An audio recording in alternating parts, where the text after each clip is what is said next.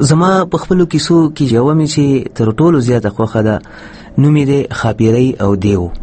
هغه څو وجې لري چې یوه لنډه ده، یعنی تقریبا په 1 منټ کې سړی لوستی شي، او بله دا چې ما ته کیسه ښکاري، خو زما په کتاب چې ځینې دوستانو سریزې لیکلي دي هغوی ورته کیسه نه ده ویلي.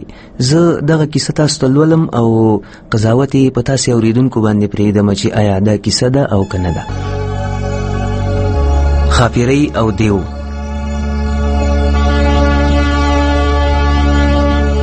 شاعر په ګڼ بازار کې د روزګار چورتونو په مخه کړی و چې ناڅاپه یې تخیل غځونې وکړي. له زړه نه یې یوه نرۍ سلیکه پورته شوه او څنګه یې چې په شونډو زمزمه شوه نو د سړک په غاړه له ولاړو پولیسو نه پرې یوه غږ وکړو: دې خوا راشه، دا کنځل دې څنګه وکړي؟ کنځلې خو مې نه دي کړي تانیدار صاحب، چې کنځلې دې نه کولې نو بیا دې د سودایانو په څېر څه له ځانه سره اوتې بوتې ویلي. اوتې بوتې خو مې نه دي ویلي صاحب، اخیر څه بکواس دې کولو؟ شا به ووایه که نه چمړه در نه باسم. هسې ما ویل ښاپیرۍ یو څه راوړي وو، خو د دیو بوږنونکي غږ یې چې واورېده نو په یو ترپ کې پښې وایستې.